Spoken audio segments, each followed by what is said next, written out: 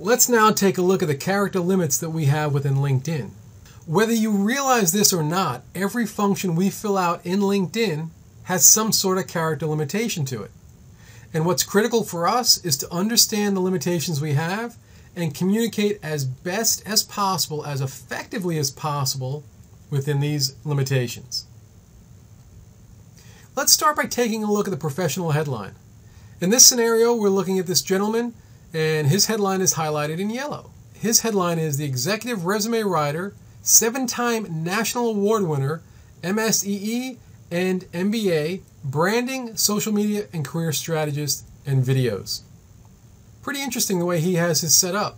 Did you know what the character limitations are for the headline? They're 120 characters. So basically that indicates we have about 12 to 15 words depending on the length of the words that we're going to use. In the case that we have on the screen here, he's doing a couple of things. He's exhibiting his brand, and he's also tying into the search algorithm LinkedIn has by using keywords. Now, he did that within 120 characters. What do most people tend to do? I want to show you two simple examples of two MBA candidates. One on the left is Billy Johnson. Billy says in his professional headline, "I'm an MBA candidate at the University of Florida." Courtney says, "I'm an MBA candidate experienced in managing leads which contributed to over $100 million in revenue." If you're looking to interview an MBA candidate, which one would you click on first? Which one would you want to learn more about? My money would be on Courtney. Why? Billy's professional headline didn't tell you anything. He had 120 characters, and he simply told you he's an MBA candidate. Courtney's, she went above and beyond, and she highlighted what experience she had. So the takeaway here, with the professional headline, you have 120 characters. Again, that's about 12 to 15 words. And what we want to do is make sure you communicate your brand, your expertise, and if possible, add a couple of keywords so that it'll help you within LinkedIn's search algorithm.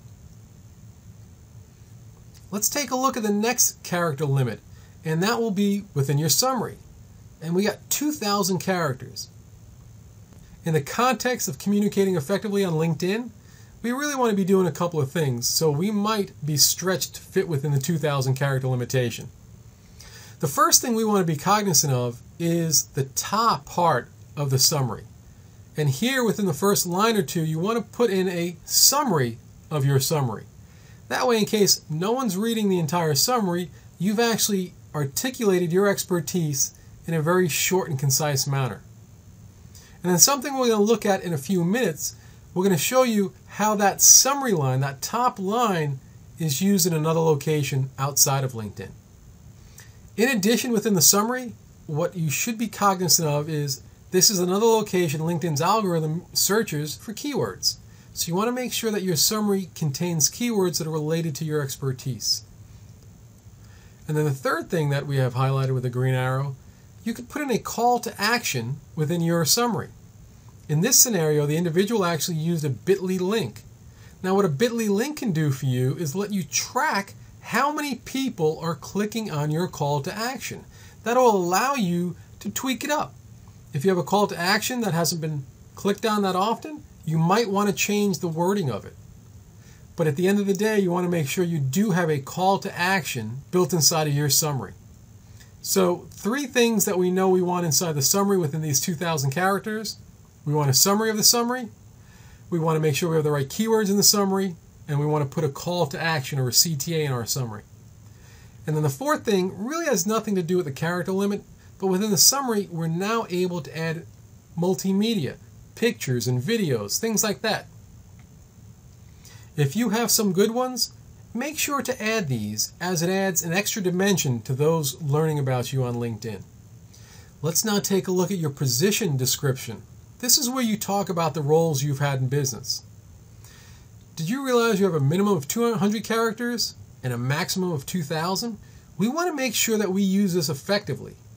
So within 200 characters, we want to make sure that we're articulating quite a few things. Number 1, we want to make sure we're articulating your expertise. Number 2, we want to make sure that you're articulating your achievements at that position. Number 3, you want to make sure that you have keywords in this space as well. This is another spot, as we talked about, where LinkedIn is looking to measure and calculate their search algorithm. And number 4, if you'd like, put another call to action in here. It might have something to do with a simple download. It might be a way to capture another lead, but here's another opportunity to do so.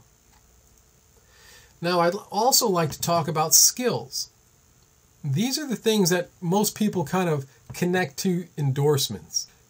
Realize that we have up to 50 skills we could fill in on LinkedIn.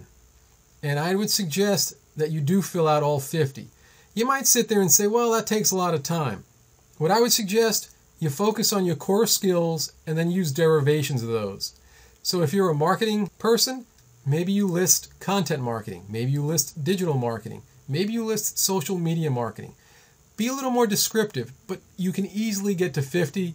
Honestly, if you sat there for 5 minutes, my guess would be you'd get beyond 50. Now, why do you want to fill those in and not let someone else fill them in for you? LinkedIn's very good at recommending different skills for people to fill in for you. The problem, those skills don't necessarily align with what your skill sets are. And as we know, people will just click on it because LinkedIn suggested, hey, does John Doe have this skill? Someone sees it, they click on yes, and now it could be potentially added to your profile. So in order to avoid all that, my suggestion, fill out all 50. Fill it out based around your brand and expertise. Of course, this is another spot that LinkedIn uses to calculate their search algorithm. And just keep in mind, I don't know that we're going to hit the character limitation here, but we have up to 61 characters for each one of these skills. Now, the question I hear a lot is, well, how do I count characters? If you have Microsoft Word, what I would suggest is you go to the Review tab, and then follow the red arrow, and you go to this word count function. If you click on the word count, what it does is it calculates what's on your page.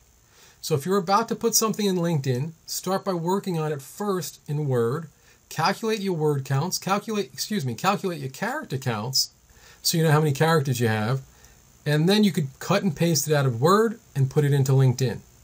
Now, if you did that once and you're done, I would suggest that you're constantly focusing on your profile. At the very least, make sure you check it at least once a year and update it. Beyond once a year, it's probably beneficial for all of us to check your profile and refine it probably 2 to 3 times per year. So again, set it up to be effective, work within the character counts you have, and then make sure you refine it and constantly keep it updated so that it can be as effective as possible to help generate you the results you want. Now, coming up next, we're going to talk about something that most of us may not be aware of. And that's the topic here, right? Things we might not be aware of on LinkedIn, except we're going to go off of LinkedIn. And we're going to talk about how your information on LinkedIn is perceived or communicated outside of LinkedIn.